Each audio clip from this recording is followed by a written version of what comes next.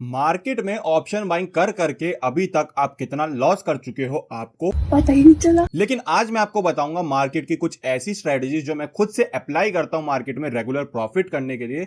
Just आपको यह पता होना चाहिए कौन सी कब अप्लाई करनी है एंड यहां पे आंखें बंद करके आपका प्रॉफिट होने वाला है। सो बिना टाइम वेस्ट करते हुए देखते हैं। सबसे पहले हम आएंगे सेंसिबल की साइट पे। अब यहाँ पे हमें थोड़ा सा सिनेरियो समझने की जरूरत है। यहाँ पे हमारे सबसे ज्यादा जो काम में आने वाली चीज है वो है IV, India VIX. India VIX कितना चल रहा है उस पर डिपेंड करेगा हम ऑप्शन बाइंग करेंगे, ऑप्शन सेलिंग करेंगे या कौन सी स्ट्रेटेजी यहाँ पे अप्लाई करने वाले हैं। सबसे पहला सिनेरियो लेके चलते हैं। मार्केट में इंडिया विक्स जो है अभी 15 से कम चल रहा है, तब हमें यहाँ पर बेसिकली क्या करना है। सो यहाँ पे हम आएंगे न्यूट्रल स्ट्रेटेजीज में एंड यहाँ पे आयरन कॉन्डोर सेलेक्ट करेंगे। लेकिन हमारी स्ट्रेटेजी ये नहीं है, बेसिकली इसमें थोड़े से चेंजेस करेंगे। हम इसकी जो डेट्स हैं वो थोड़ी सी चेंज करेंगे ऑप्शन बाइंग वाली साइड पे। ठीक, ऑप्शन सेलिंग को हम ऐसे ही छोड़ देंगे। एंड यहाँ पे हम देख सकते हैं कि हमारी थोड़ी सी जो ब्रेक इवन रेंज है वो थोड़ी सी यहाँ पे बेटर हो जाती है एंड हमारा प्रॉफिट थोड़ा सा बेटर हो जाता है एंड हमारी प्रॉफिट प्रोबेबिलिटी थोड़ी सी बेटर हो जाती है। इसका ग्राफ हम देख सकते हैं कि अगर मार्केट थोड़ा बहुत गिरता है तो हमें और ज्यादा प्रॉफिट होगा और थोड़ा बहुत बढ़ता है तो और ज्यादा प्रॉफिट होगा एंड सेंटर में रहता है तो हमारा नॉर्मल जो प्रॉफिट होना है वो प्रॉफिट होगा।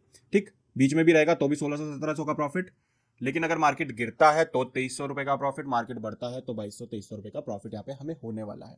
एंड लॉस अगर आप देख रहे हैं कि लॉस हमें इतना ज्यादा हो सकता है तो इस चीज को भी एक चीज कंसिडर करके चलो। मार्केट 4% गिर गया तब जाके यहाँ पे एक्सपायरी डेट तक मेरे को 5500 रुपए का लॉस हो रहा है। लेकिन अगर मार्केट 5%, 4% एक वीक में गिर रहा है, ये हमारी 1 वीक की स्ट्रेटेजी है। लेकिन अगर मार्केट 4% एक वीक में गिर रहा है तो उसकी आईवी बढ़ना निश्चित है। तो जब आईवी बढ़ेगी तो यहाँ पे हम थोड़ी सी आईवी बढ़ा देते हैं इसकी। तो यहाँ पे जब आईवी बढ़ी है तो हमारा बेसिकली क्या हुआ, प्रॉफिट भी बढ़ गया एंड हमारा लॉस जो है वो बेसिकली वही रहा है एंड यहाँ पे हमारी रेंज भी बढ़ गई है।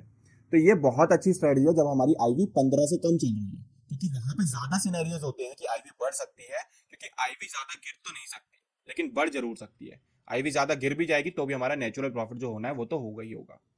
अब दूसरा सिनेरियो लेके चलते हैं। आईवी 15 से ऊपर चल रही है लेकिन 20 से कम चल रही है, तो उस सिनेरियो में हम क्या करेंगे।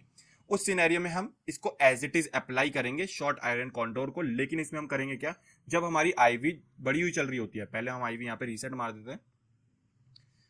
जब हमारी आईवी बढ़ी हुई चल रही है मींस 15 से ऊपर चल रही है तो वहां पे ज्यादा चांसेस है कि मार्केट में वहां से आईवी गिरेगी, या फिर अगर बढ़नी है तो थोड़े बहुत इलेक्शन के आसपास जैसे अभी बढ़ी थी या फिर बजट के सिनेरियोज के आसपास तब बढ़ती है। ज्यादातर सिनेरियोज में 15 से ऊपर 20 के अंदर आईवी अगर चल रही है तो वहां से आईवी वापस रिकवर होकर 15 से नीचे आएगी। तो वहां पे हम ये अप्लाई करेंगे। वहां ऑप्शन बाइंग हम अगली डेट की क्यों नहीं कर रहे, क्योंकि फिर उसका भी प्रीमियम गिरेगा तो उसका कोई फायदा नहीं है। सेम डेट का अगर प्रीमियम यहाँ पे गिरता है तो वहां पे हमारा क्या है, जितना प्रॉफिट अभी यहाँ पे हमें दिखा रहा है उतना ही हमें प्रॉफिट होने वाला है। लेकिन अब यहाँ पे अगर हम आईवी बढ़ा दें, फॉर एग्जाम्पल यहाँ अभी आप करेंटली ट्यूजडे का प्रॉफिट देखो तो हमें 17 रुपए दिखा रहा है। लेकिन अगर मैं इसकी आईवी बढ़ा देता हूं तो यहाँ पे हमें लॉस दिखाएगा ये अभी। तो यहाँ पे अब हमें जो लॉस दिखा रहा है वो 400-450 रुपए के आसपास लॉस दिखा रहा होगा। तो हम करेंगे क्या, जब आईवी बढ़ी हुई होगी तो ये 400 रुपए के बाद हम बेच रहे होंगे तो ये 400 रुपए भी हमें एज अ एक्स्ट्रा प्रॉफिट मिल जाएगा। लेकिन हमारा जो लॉस रहने वाला है वो वही रहने वाला है। यहाँ पे हमारा प्रॉफिट ऐड हो जाएगा लेकिन लॉस हमारा वही रहेगा। अब आईवी बढ़ी हुई है तो यहाँ पे जो स्पाइक्स होते हैं, मींस अपसाइड चला गया एकदम ही डाउन साइड चला गया, जो स्पाइक्स मारती है मार्केट वो बेसिकली यहाँ पे ज्यादा होने वाले हैं। तो यहाँ पे हम क्या करेंगे, यहाँ पे ये जो रेंज बाय डिफॉल्ट हमारे पास बन के आ रही है, ये 1% की रेंज जो है ये इनफ नहीं है। यहाँ पे हम फिर रेंज भी बढ़ा देंगे। जो पुट साइड है उसको थोड़ा और नीचे ले जाओ, जो कॉल साइड है उसको थोड़ा और ऊपर ले जाओ। और इनको ऊपर नीचे लेके जाओगे तो हमारी जो ऑप्शन बाइंग साइड है उनको भी हम थोड़ा सा, जितना हम नीचे लेके आए हैं उतना ऑप्शन बाइंग को भी नीचे लेके आएंगे, जितना हम कॉल साइड को ऊपर लेके आए हैं उतना ही हम बाइंग को भी ऊपर लेके आएंगे। ठीक, तो हमारी यहाँ पे उस अकॉर्डिंग रेंज बढ़ जाएगी, जिससे हमारा प्रॉफिट तो थोड़ा सा कम होगा लेकिन जब हमारी आईवी बड़ी हुई होगी तो ये प्रॉफिट हमारा ज्यादा ही होने वाला है। जो कि मैं नॉर्मली 10 लॉट में ट्रेड करता हूं तो यहाँ पे मेरे मेरे लिए तो यहाँ पे ज्यादा ही प्रॉफिट हो रहा है एंड यहाँ पे आपका फंड रिक्वायरमेंट भी ज्यादा नहीं है। ठीक, अब थर्ड सिनेरियो समझ के चलते हैं। जब मार्केट में आईवी 20 से ऊपर चल रही है तब हमें क्या करना है। मैं तो बेसिकली जब मार्केट 20 से ऊपर आईवी पे चल रहा होता है तब इग्नोर करता हूं मार्केट को, वहां पे मैं ट्रेड नहीं करता। क्यों नहीं करता, क्योंकि वहां से सिनेरियोस कुछ ज्यादा ही रिस्की हो जाते हैं। देखो, ऑप्शन बाइंग कर नहीं सकते क्योंकि बहुत इतनी लंबी लंबी स्पाइक्स मारता है मार्केट, तो वहां से अगर एक भी स्पाइक मारी 4-4, 5-5 हजार पर लॉट के हिसाब से आपको लॉस हो सकता है। ठीक, ऑप्शन सेलिंग कर नहीं सकते क्योंकि एकदम स्पाइक मारता है मार्केट। ऑप्शन सेलिंग में अगर थोड़ा सा भी प्रीमियम बढ़ा तो वहां पे हमारा अच्छा खासा वहां पे भी लॉस हो सकता है।